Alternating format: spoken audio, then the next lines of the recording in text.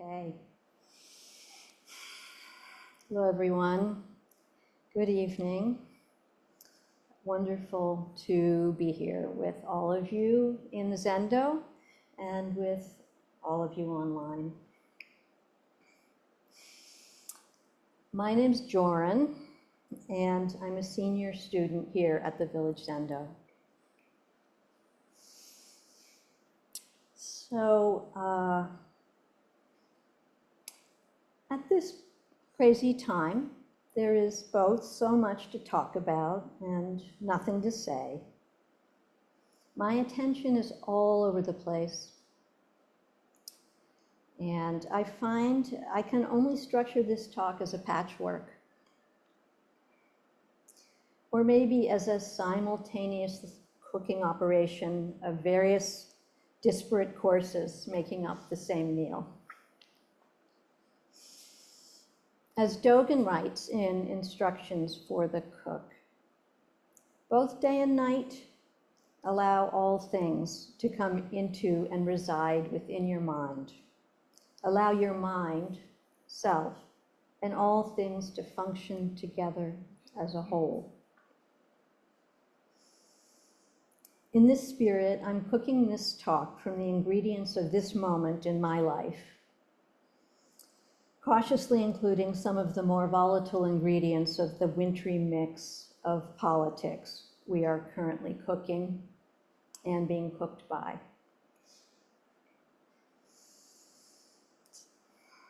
So at this time of the winter in mid-February, it often helps me to say to myself, spring is on the way.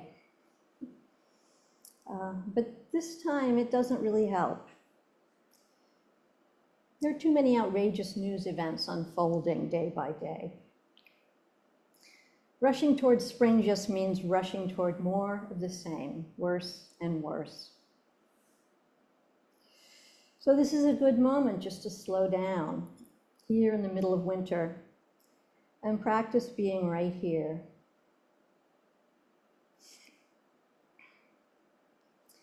In preparing this talk, I've been freely sampling both of the wonderful study texts offered by our Shuso for this Ango period, along with Kosho Uchiyama's commentary, How to Cook Your Life. I found a point of focus for myself through Uchiyama's book. Uchiyama's version of the Tenzo instructions seems to zero in on ways to work with my own mind as a Zen cook. In one chapter entitled Direction and Goal, Uchiyama talks about practicing the middle way.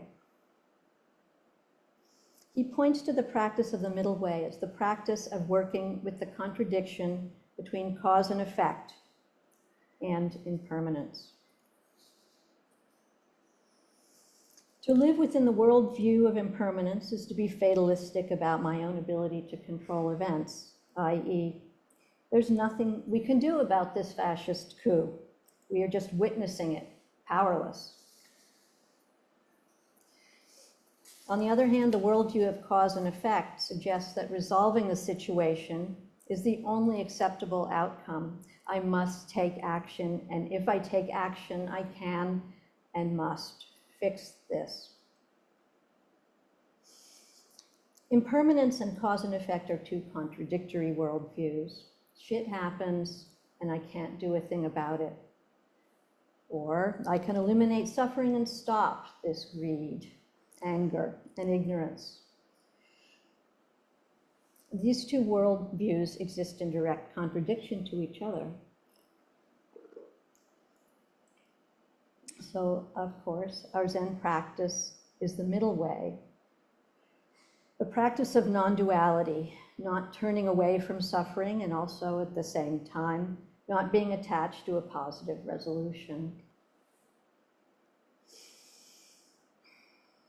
It's being awake and aware, living with the contradiction of both taking action and letting go of control. Uchiyama brings up this important distinction between direction and goal. This resonates for me. Following a goal is different from having a direction. A goal is a fixed point that one is aiming for, while a direction is an orientation. Perhaps orienting towards that fixed point, or maybe just being oriented. Setting the stage, becoming aware of the work at hand. Being oriented makes me think of turning my attention in a certain direction, literally turning my body toward a certain direction. To describe direction, Uchiyama takes a Tenzo-related example from Dogen's text, and I'm paraphrasing here. The Tenzo's job is to have the next day's breakfast ready for the Sangha by the morning, and to be ready with the preparations for the next day's lunch. While the Tenzo's goal is to produce breakfast and lunch, the instructions to the cook are all about directing oneself toward this goal. Step by step, with moment-by-moment awareness, the Tenzo sets about putting in place the conditions for breakfast and lunch to be ready, on time, and done appropriately. Dogen's instructions for the 24-hour activities of the Tenzo start after lunch. The Tenzo meets with the monastery staff, the Tsusu, the Kansu, the Fusu, the Ino, and the Shisui. Looking up these terms online, I see that these are the administrative positions covering finances, inventory, work assignments, and practice areas. The Tenzo consults with key people in the administrative staff, planning the meals, taking feedback, making adjustments, getting approval. The Tenzo posts the menu across from the abbot's quarters. Next, the Tenzo checks on the washing up from the previous meal, seeing to the cleanliness of the equipment and readiness of the kitchen and crew. No cooking is yet happening, but the cook and the whole team are together, activated, engaging the space of attention where the meals will be produced. The Tenzo is directing their awareness towards making the meals. The goal of producing the meals will likely emerge from this space of practice, but there is an opening up around this goal.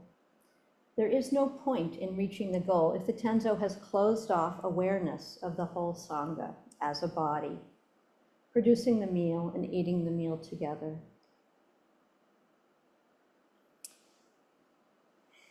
So Uchiyama's subtle and important distinction between goal and direction helps me focus on cooking my life right now.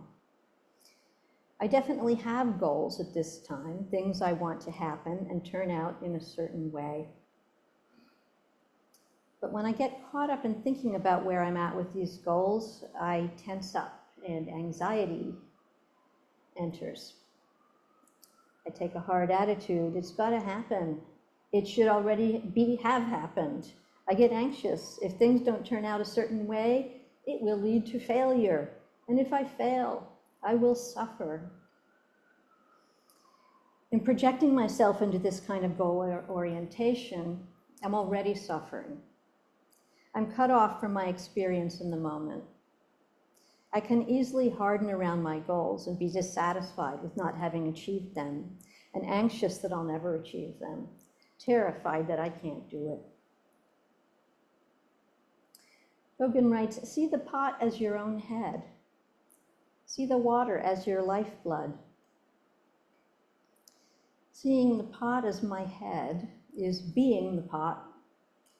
Seeing the water as my lifeblood, it's me. My focus is shifted from goal orientation to being cooking itself.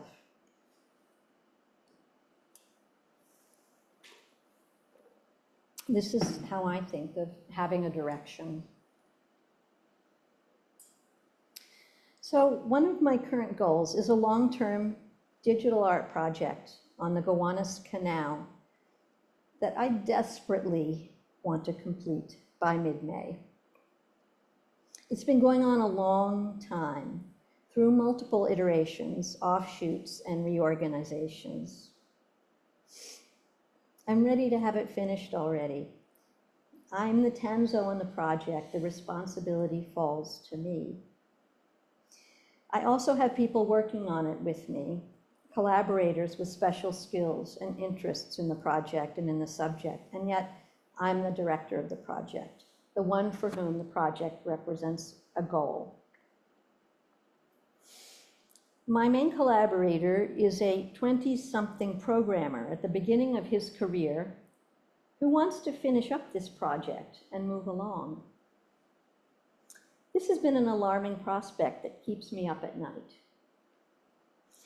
However, recently we have been lucky to find a wonderful college intern who is eager to do technical production work and take on the most time-consuming tasks that my collaborator has been burdened by. This is a breath of fresh air, a sense that we might actually reach the goal by our deadline of mid-May. We set about drawing up a contract for the intern, but in the process of writing it up, I realized that it's not really a contract we need. The point is not to lock the intern into the goal, but to clarify a direction, identifying each person's role and showing how we'll work together separately as well as together. It doesn't make sense as a set of deadlines, but more as a detailed description of the remaining elements of the work and a timeline of the hoped-for progress. What we need is a set of instructions, something we can use to make sure we're still paying careful attention and working together, oriented in the same direction. It's more about focusing awareness on the work as a whole, with the new intern understanding the project, seeing what needs to happen and how they fit in. In the process of writing up this agreement, we're becoming attuned to the quality of the work. We want to put together a harmonious working atmosphere where the project itself can take shape. What does it matter if the project is finished, if it doesn't have the aroma, the flavor, the color, the texture, and above all, the nourishment of the supreme meal? The Gowanus Canal is a famous Superfund site, one of the worst in the country. A notoriously toxic stew, equal parts industrial sludge, sewage, creative inspiration, justice struggles, hydrological crisis, urbanist strategies. How can our project serve up the supreme meal, being, as Uchiyama says, conscientious towards the ingredients and preparing food with our whole hearts and minds? Another example of direction and goal in my life now is my practice of parenting a high school senior. If I fast forward to the goal of getting into college, I may just be hoping for some quick relief from the angst of this big transitional moment.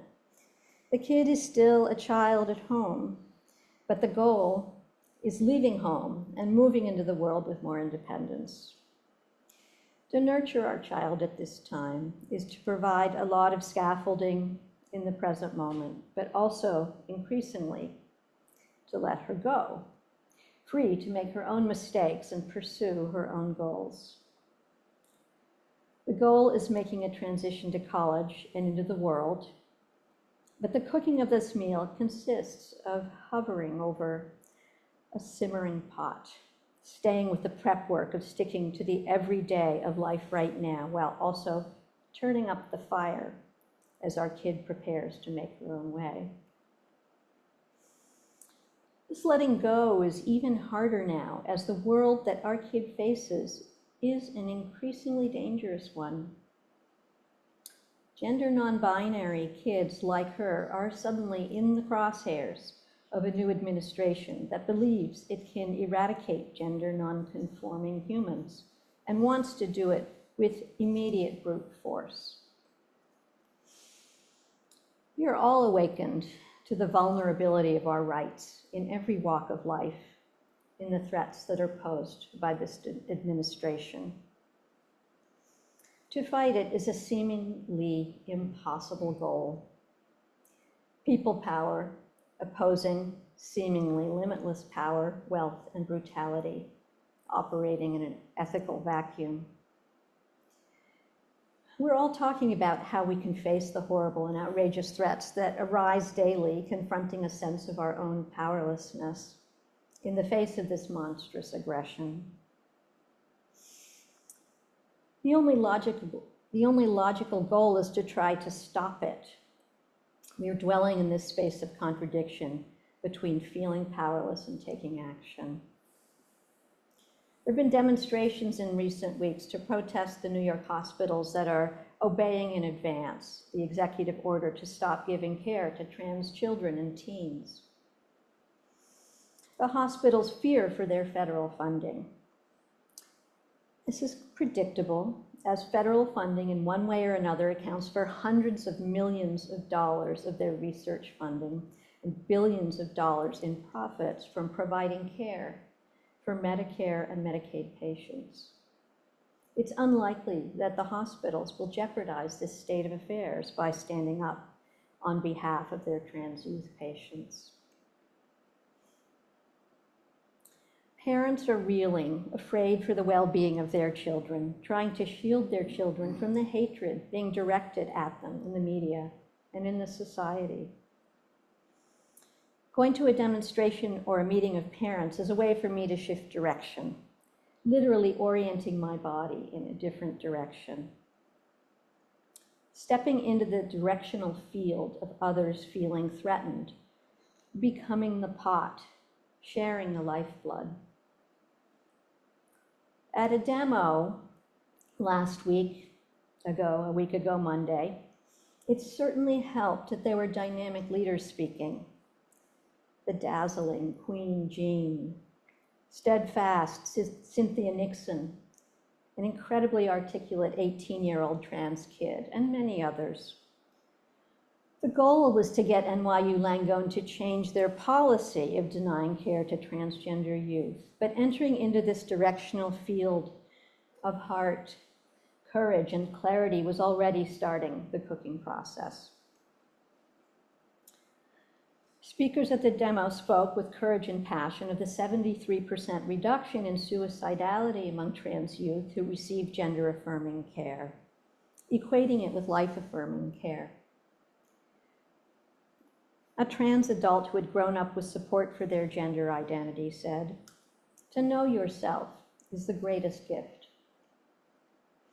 Hearing this young person putting their body on the line seemed a powerful expression of this contradiction between taking action and letting go of control. Uchiyama writes, "Middle way means to accept this contradiction of impermanence and cause and effect within your own life. To accept this contradiction means to forbear and overcome it without trying to resolve it.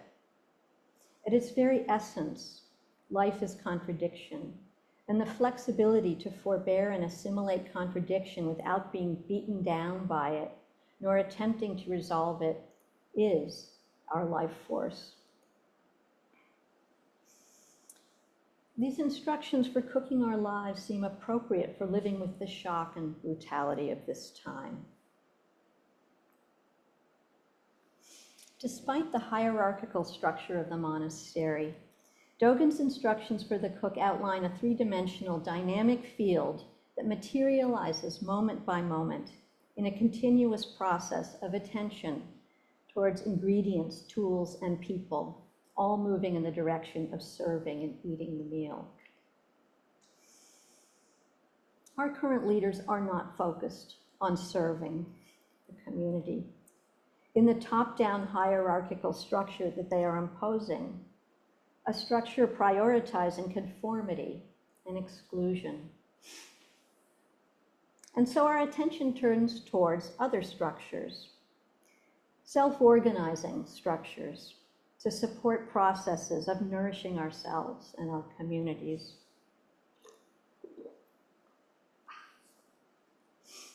Back to the Gowanus. The water in the Gowanus Canal has been so polluted for 150 years that it has evolved its own particular class of organisms, known as extremophiles. Such critters have always existed on Earth, thriving in harsh conditions of temperature, acidity, or chemical concentration, approaching the limits of what living organisms can adapt to. Some extremophiles are able to break down toxic substances into less toxic compounds.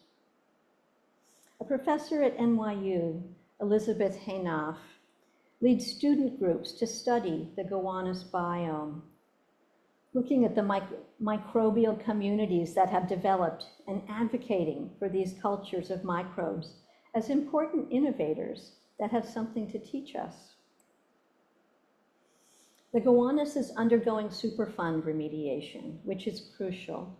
But this research team's premise is that something may be lost in the Superfund process. As toxic sediment at the bottom of the canal is dredged up and carted away, the long-evolving extremophiles communities will also be disrupted and removed. These researchers argue that the adaptable extremophiles of the Gowanus might be able to present a customized antidote to the particular toxins that are proving so difficult to remediate. A more organic, indigenous process of remediation. The Sponge Park is another project that originated in the Gowanus by landscape architect Susanna Drake, and that has been widely reproduced in Gowanus and other urban conservation areas. The Sponge Park is an engineered patch of land at the edge of the canal that is designed to capture flooding stormwater in the streets and temporarily hold it, where certain plants can phytoremediate the water, naturally filtering and metabolizing heavy metals into their tissues before the water is slowly released into the canal, much cleaner. The Gowanus is an ancient salt marsh that has been reduced to a narrow dead-end backwater, a simmering stew of toxins and sewage. But new communities of organisms are cooking the poisons and neutralizing them. Friendly plant groups and eco-designs are filtering the chemical waste.